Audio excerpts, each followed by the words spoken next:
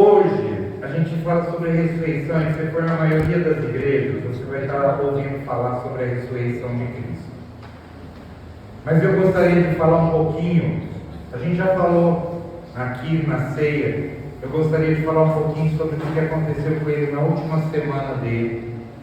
A gente já começou com isso na quarta-feira, quando a Carol chegou aqui e falou sobre Maria derramando aquele perfume de nardo puro sobre os pés de Jesus, enxugando os seus pés. Obrigado, amado. Obrigado, só tem mais esse, né? Vou ser rápido. Derramando aquele perfume de nardo puro, enxugando os seus cabelos, por gratidão pela ressurreição do irmão dela, pelo milagre que Jesus tinha feito. Mas eu não sei se vocês sabem, amados, a partir daquele momento, o negócio pega fogo. A partir desse momento, as pessoas falam: precisamos matar Jesus. Ele fez a última coisa que ia parecer que ele é o Messias. Ele ressuscitou uma pessoa. E aí Jesus faz o quê? Ele abandona as multidões. Lembra que a gente falou no domingo passado sobre ser multidão, ser discípulo e ser amigo próximo? Não queira ser multidão. A multidão foi deixada. Acabaram-se os milagres. Acabaram-se o pão. Acabou aquela comoção de andar atrás de Jesus. Ele pega e se junta com os 12 e mais alguns. Essa última ceia, os estudiosos dizem que foi feita na casa da mãe de Marcos, que escreveu o Evangelho de Marcos, o Evangelho mais antigo. Então tinha algumas pessoas lá, além de Jesus e dos 12. Mas ele começa a mostrar: gente, agora eu vou falar só para os íntimos. Eu dei 3 anos de oportunidade para falar para todo mundo. Agora eu vou falar só para aqueles que querem andar comigo. De João capítulo 13 até João capítulo 17 é a mensagem de despedida de Jesus para seus discípulos amados. E termina com a oração intercessora dele por nós.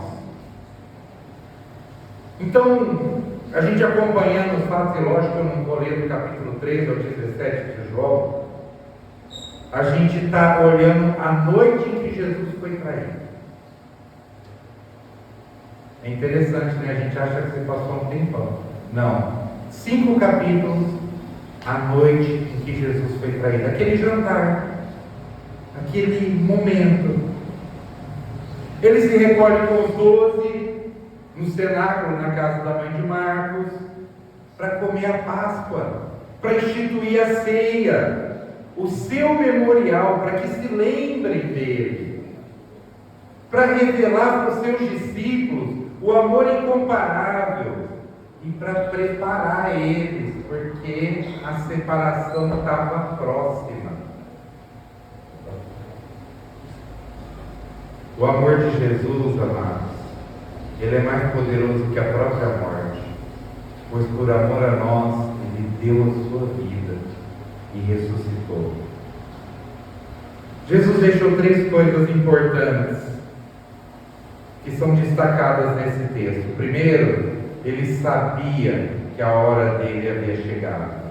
Um pouco antes da festa da Páscoa, sabendo Jesus que havia chegado o tempo em que este deixaria este mundo e iria para o Pai, tendo amado os seus e os que estavam no mundo, amou-os até o fim. Jesus sabia que a sua hora tinha chegado, e ele andou debaixo da agenda do céu. Lá nas bodas de Caná, Maria chega e fala assim: Jesus, faz isso. Ele: minha hora ainda não chegou.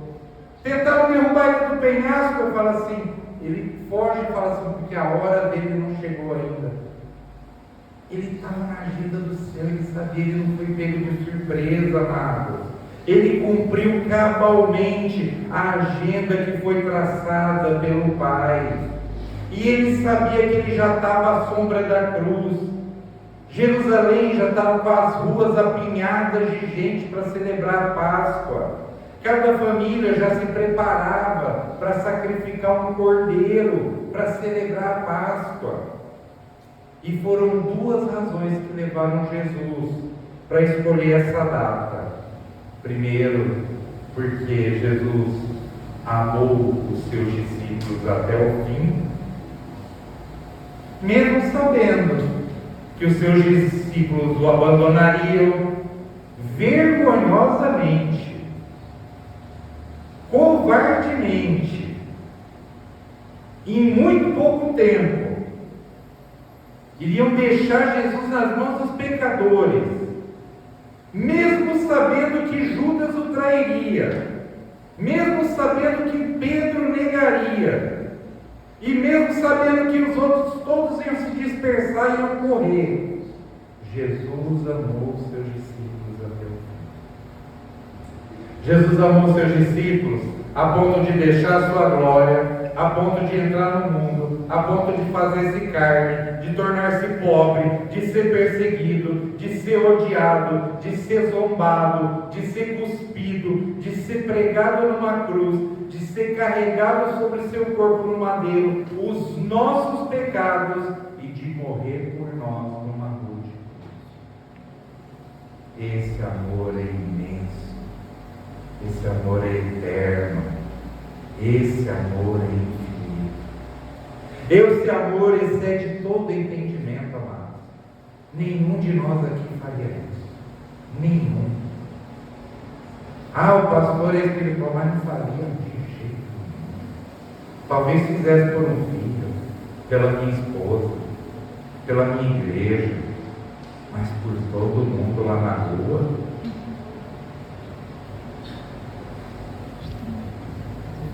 Olha só, gente. Esse amor excede todo entendimento, excede toda a possibilidade de descrição. É um amor que a gente não pode ter. Gente, Jesus sabia que ele seria traído. Jesus sabia que era Judas que ia trair ele. Mas na mesa ele comeu, ele bebeu, ele sorriu. No final ele beijou e traiu. Então lembra, mas que cuidado, Judas é íntimo, Judas não é estranho. Do seu inimigo você pode esperar as piores coisas, e muitas vezes a gente espera, mas as verdadeiras facadas a gente leva é de quem a gente confia.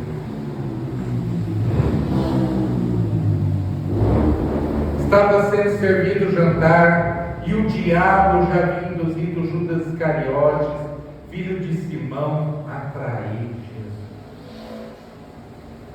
Jesus nunca teve enganado acerca de Judas. Desde o início, Jesus sabia que Judas haveria de traí-lo. O discípulo traidor, ele é mencionado 8 vezes só no Evangelho de João, sempre falando, aquele que iria trair. Satanás havia entrado em Judas.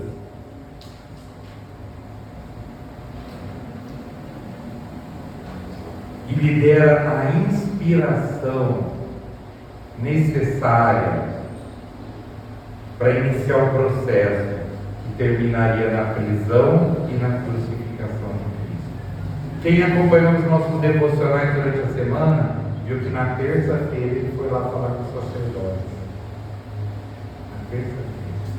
Domingo, Hosana, ele veio para nos salvar. Segunda-feira, ele não nos salvou. Terça-feira, eu traio ele. Na quarta, não acontece nada. Na quinta, eu vou lá e sento na mesa com ele. Isso é o que Judas fez. Jesus nunca foi lá e advertiu Judas. Muito pelo contrário, Jesus caminhou com ele. E nós, durante a nossa vida, nós vamos caminhar como Judas. com muita gente, amados, que vai nos trair. E que Deus nos dê sabedoria para lidar com essas traições. Queria contar a história de 2 ovelhinhas.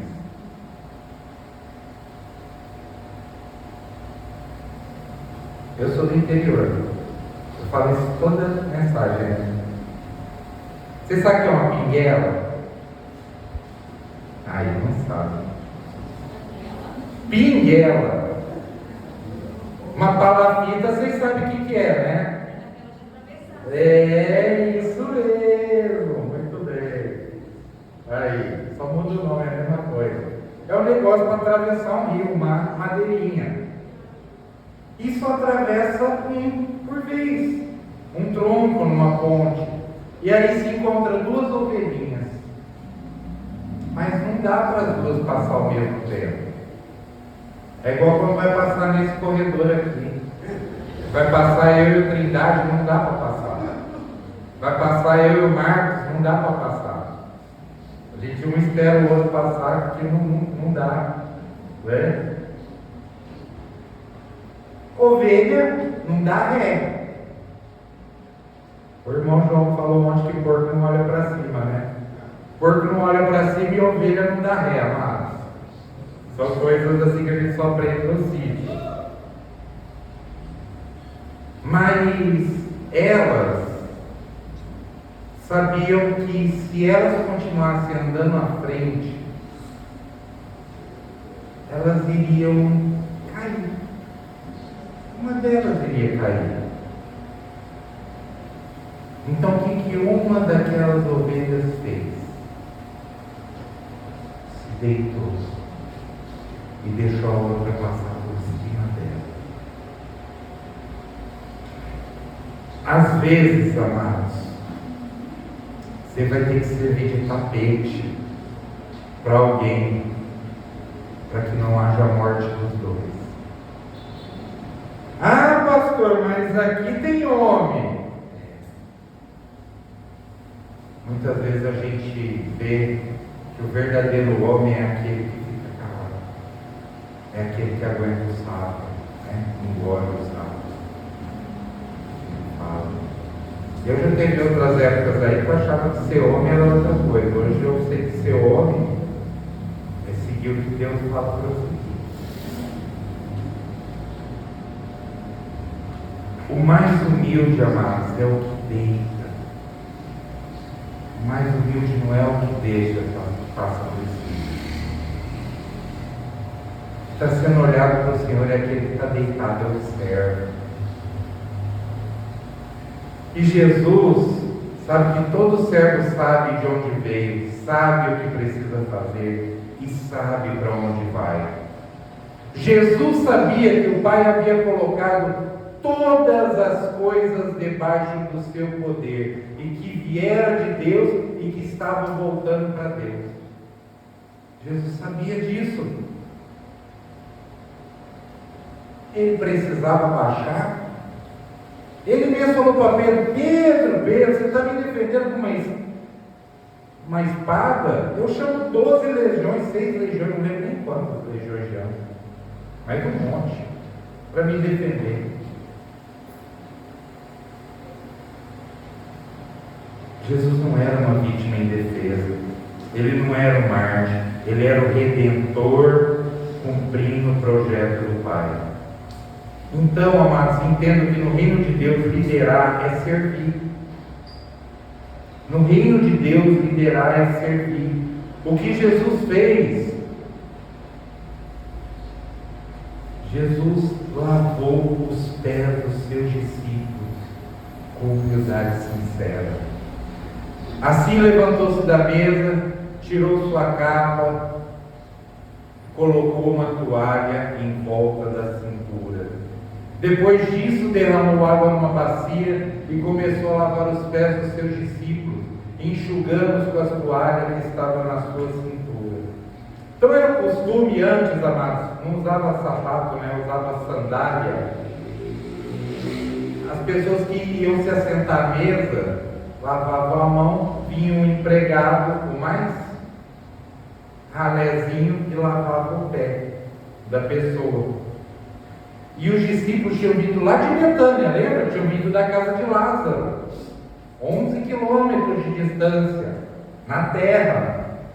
Devia estar com o pé bem sujo, né?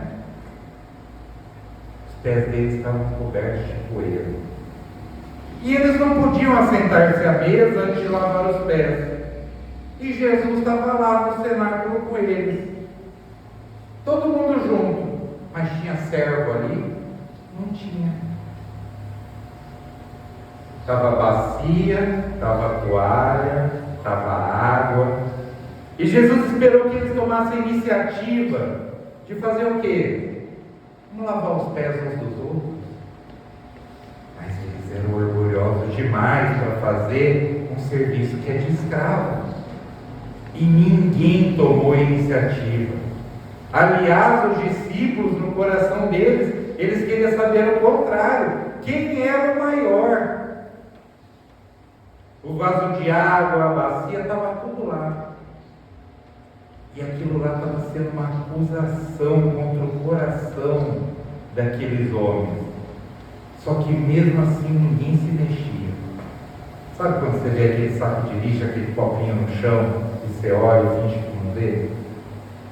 Sabe? Era aquilo que estava acontecendo. Eles pensavam que privilégios implicavam grandeza, reconhecimento, aplausos, regalias. Jesus, porém, ele vai lá, reprova a atitude deles, mostra que para seguir Jesus, mede-se a grandeza de cada um pelo serviço que ele presta.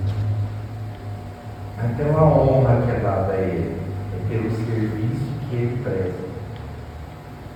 Se Jesus virasse para qualquer um lá e falasse assim: ô pessoal, lava meus pés aí, nossa, ia virar uma briga para os discípulos lavar o pé de Jesus.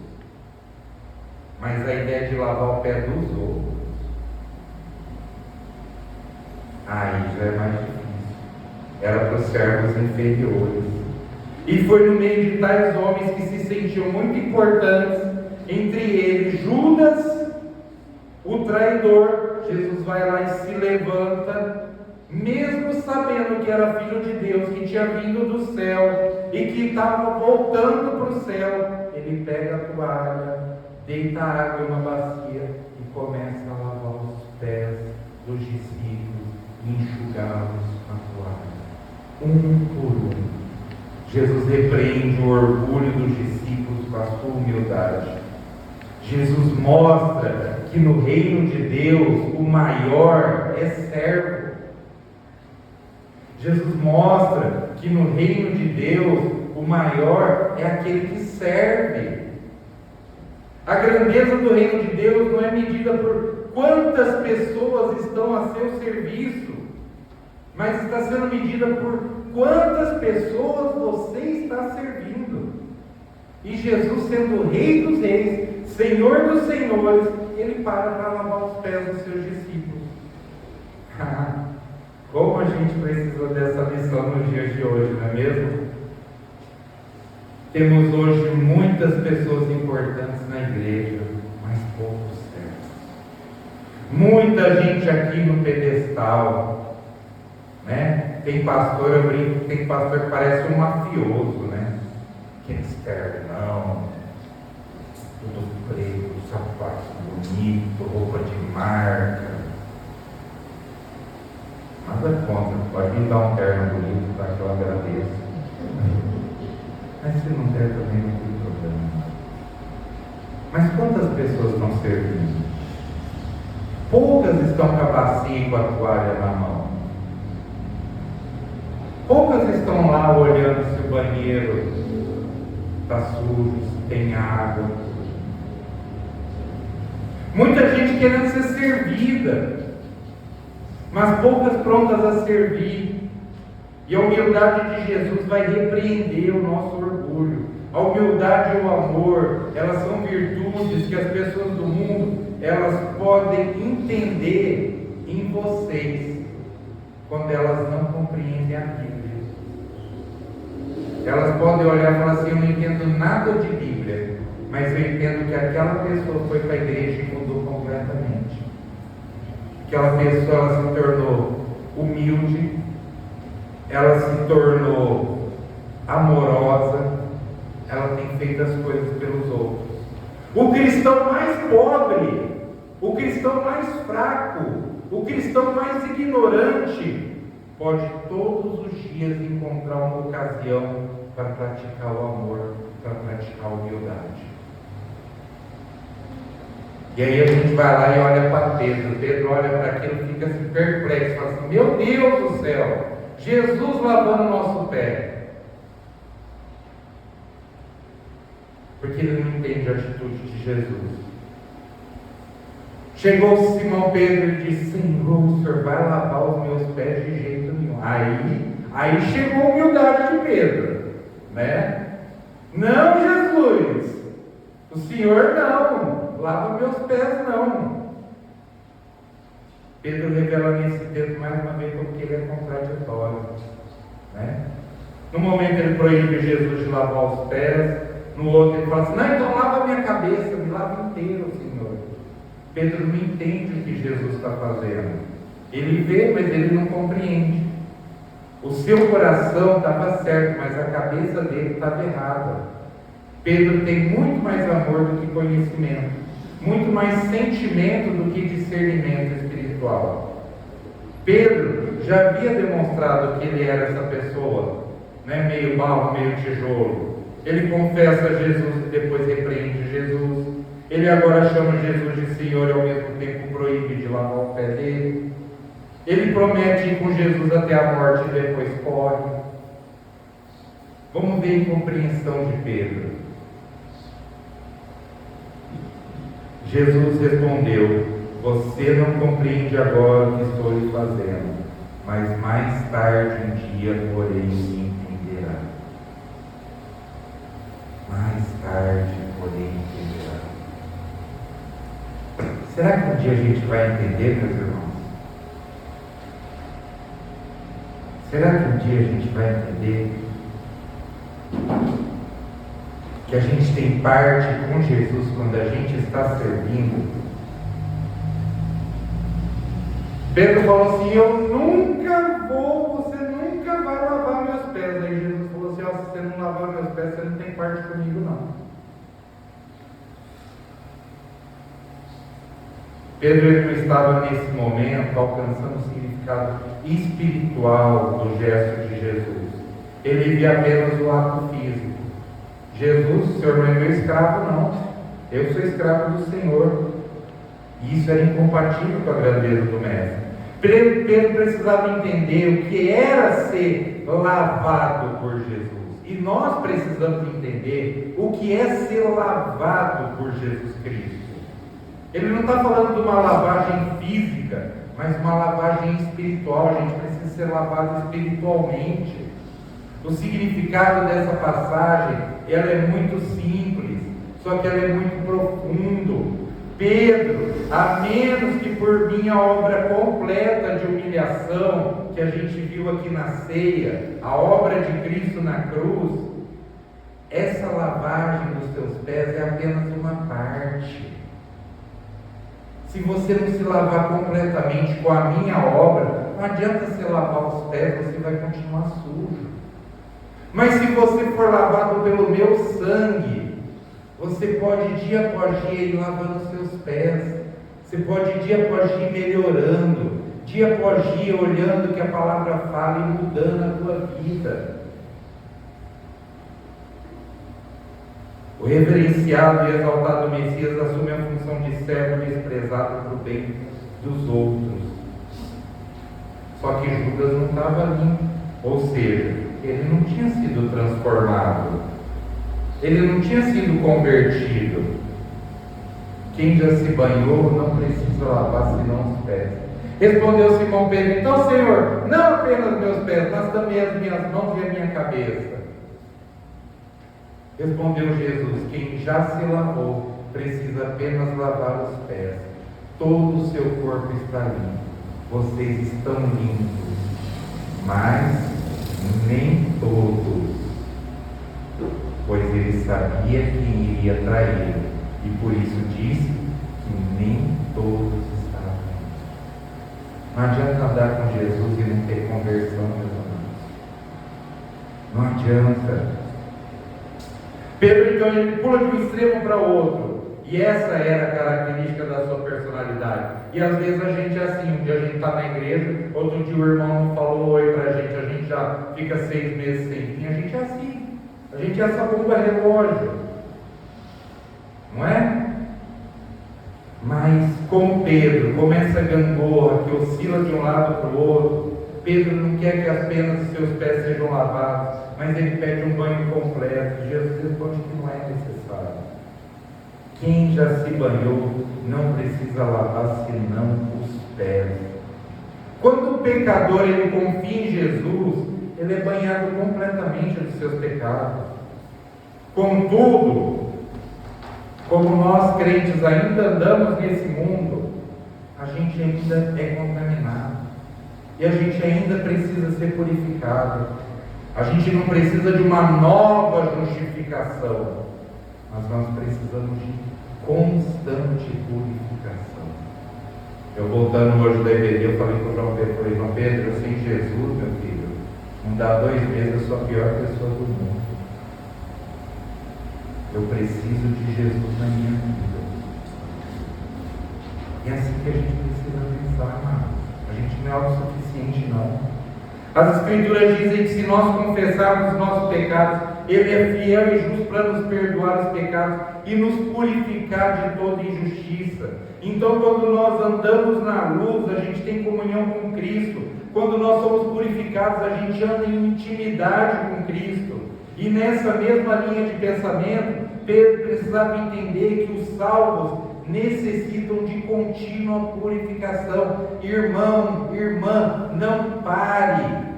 Não pare de estudar, não pare de se transformar, não pare de buscar intimidade com Jesus, não pare. Precisamos ser lavados continuamente, precisamos ser purificados das nossas impurezas. O mesmo sangue que nos lavou na nossa conversão nos purifica agora diariamente em nossa santificação. E Jesus aí termina: você entende o que o seu Senhor está fazendo? Quando terminou,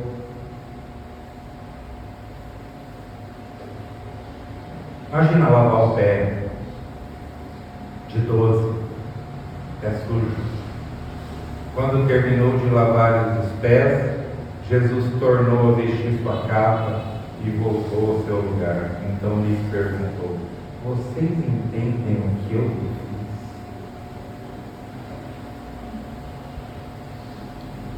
Vocês me chamam mestre e senhor. Opa, fazia tempo que isso não acontecia. E com razão, pois eu sou. Pois bem, se eu sendo senhor e mestre de vocês, lavei-lhe os pés, vocês também devem lavar os pés uns dos outros. Olha que ensinamento de Jesus. Eu dei o exemplo, gente. Se eu dei o exemplo, faz isso, pelo amor de Deus. Os discípulos tinham uma clara compreensão de quem era Jesus. Chamava ele de mestre, chamava ele de Senhor. A teologia dele estava certíssima. Ele era o ungido, Cristo, Messias. Tinham no mais alta conta. Sabia que ele era o próprio Filho de Deus, o Messias, o Salvador do mundo. Mas sem deixar de ser mestre e Senhor, Jesus lhe lavou os pés. Se Jesus, sendo o maior, fez o serviço do menor, os discípulos deveriam servir uns aos outros, em vez de disputar entre si quem era o maior entre eles. Jesus vai lá então e nocauteia aqui a disputa por prestígio, desfaz a barraca da feira das vaidades. Em vez de buscar a glória para nós mesmos, nós devemos nos munir de bacia e toalha para servirmos uns aos outros. Para tudo comece a lavar os pés dos outros. Quer começar começar na igreja, começa a lavar o pé dos outros.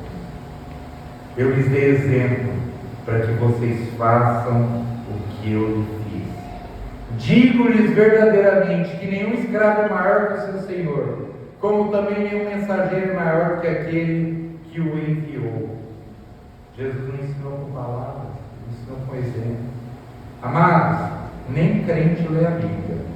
Não sei se vocês sabem disso, né? Nem crente lê a Bíblia. Vocês acham que o povo lá fora está lendo a Bíblia? Eles estão lendo vocês. Eles estão lendo a vida de vocês. Eles estão lendo o que vocês estão fazendo. Tem um estudo que diz que 90% passa a vida inteira e não lê a Bíblia. Dos crentes.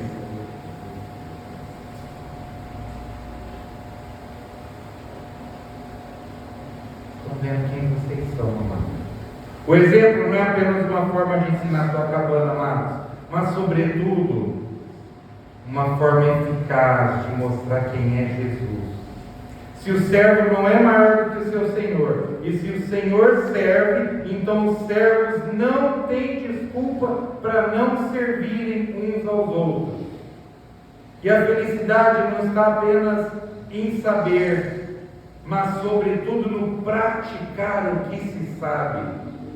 Pois o ser humano não é aquilo que sabe, não é aquilo que ele sente, mas é aquilo que ele faz.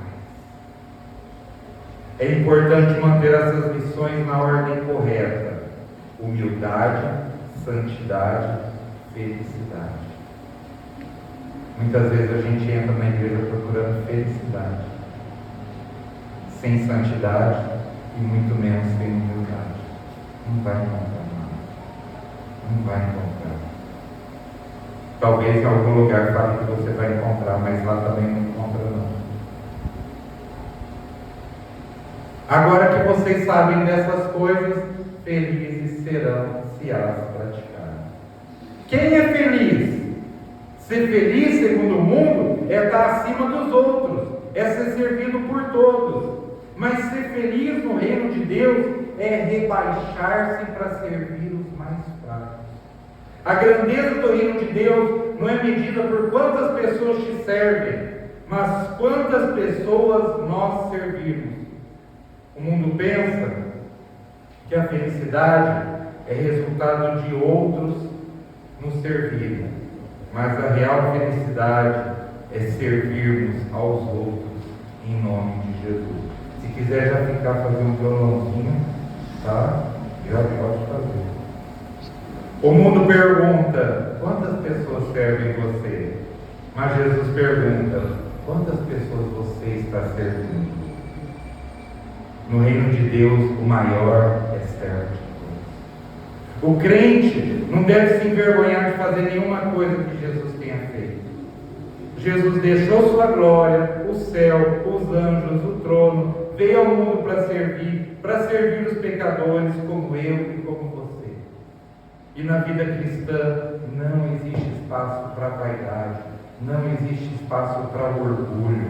O nosso rei foi servo. Ele se esvaziou, ele despiu-se da sua glória, ele nasceu numa manjedoura, ele não tinha onde reclinar a cabeça, ele cingiu-se com uma toalha, ele lavou os pés de homens fracos e cheios de vaidade, fez um trabalho próprio dos escravos. E nós, como seus discípulos, deveríamos fazer o mesmo. Um conhecimento, amados, que não se traduz em trabalho, em obra, em serviço, é um conhecimento que não dá frutos, é um conhecimento estéril, não frutifica, não pode trazer felicidade.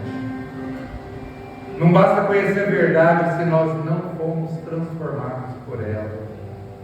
O conhecimento sem amor vai nos envaidecer. Tiago diz que a fé sem obras é morta. A doutrina sem vida é inútil. O conhecimento sem obediência nos torna mais culpados diante de Deus. Estava brincando outro dia contando uma história sobre um irmão chamado João, mas eu não vou contar essa história não. Mas esse irmão fez eu me batizar, porque eu já estava indo na igreja há algum tempo. Eu estava até bem, já tinha largado os vícios, já estava bem com a minha esposa. Mas ele, e aí, meu filho, você vai se batizar quando? Eu falei assim, irmão João, eu ainda tenho tantas coisas para mudar na minha vida. E ele virou para mim, ele era cobrador de ônibus aqui em São Paulo, aposentado, usava boininha, desse tamanhozinho. Puxou a boininha dele assim, falou assim, e você não sabe que está errado não? Eu disse, então você continua culpado se você é batizado ou não, amado. Você só está desobedecendo ao Senhor. Vai fazer o que o Senhor mandou você fazer. O conhecimento sem prática, amado, não nos coloca acima do nível de demônios. Olha que forte essa frase. Porque os demônios têm conhecimento, mas eles não praticam. Satanás, ele conhece a verdade, mas ele não tem nenhuma disposição em obedecer. O conhecimento sem prática define o caráter de Satanás e não do crente. Por isso Satanás é um infeliz, um irado, anda raivoso por aí procurando a quem devorar. Mas o crente não, o crente é feliz.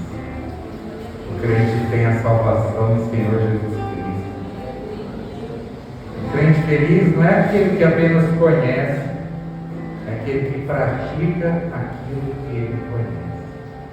E que nós sejamos esses crentes, lembrando do dia que o nosso Senhor morreu por nós, na noite em que ele sabia que seria traído, na noite em que ele sabia que ele ia ser humilhado, que ele ia apanhar, ia ser castigado, ia morrer por nós, ele amou até o fim. Ele foi humilde até o fim. Que nós sigamos o exemplo de Jesus. Amém. Vamos orar. Pai, no nome de Jesus, nós chegamos ao Senhor. Nós queremos agradecer, Senhor, e pedir, Senhor, que o Senhor sempre faça a gente se lembrar, Senhor. Primeiro, do teu sacrifício, Pai. Segundo, da bacia e da toalha. Se conhecimento sem prática não levam a nada, Senhor. Palavras bonitas, conhecimento para demonstrar que eu sou espiritual. Isso aí o diabo faz e engana tantos, Pai. Mas o Senhor, Pai, mostra com exemplo. E a palavra puxa, mas o exemplo arrasta. Que nós sejamos pessoas que arrastemos pessoas para a nossa igreja, para a Bíblia, para serem adoradores do Senhor através do nosso exemplo, Pai.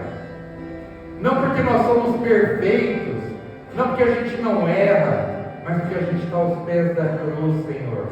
Que a gente quer dia após dia melhorar, que dia após dia a gente quer ser como o Senhor, porque a gente é grato pelo teu sacrifício, Senhor, e porque a gente quer estar junto contigo. Em nome de Jesus, Senhor, nos abençoa, nos leva para a nossa casa, Senhor. Continua a transformação que o Senhor já fez na nossa vida. Continua lavando nossos pés diariamente, dentro da nossa casa, no nosso trabalho. Lava nossa boca, Senhor. Lava nossos pés, lava nossas mãos, lava nossas mentes, lava nosso coração, Senhor. Para que as pessoas possam ver, para que as pessoas possam te louvar, para que as pessoas possam vir e serem salvos e servos do Senhor, e que nós sejamos também dessa forma. Senhor, nós pedimos que o Senhor nos abençoe durante essa semana. Não nos deixa faltar nada, Senhor, mas principalmente principalmente, não deixa faltar a tua presença. Ouve nossos pedidos, Pai, porque nós somos imperfeitos e pecadores. Precisamos do Senhor até para o ar para respirar. Precisamos, Senhor, que o Senhor nos cure das nossas mazelas carnais e das nossas mazelas espirituais. Precisamos, Senhor, do Senhor na nossa vida, dia após dia, minuto após minuto. É isso que essa igreja ora, no nome de Jesus. Amém. Amém. Que o amor de Deus, a paz do nosso Senhor Jesus Cristo e as doces consolações do Espírito Santo estejam com todos vocês, não somente hoje, mas para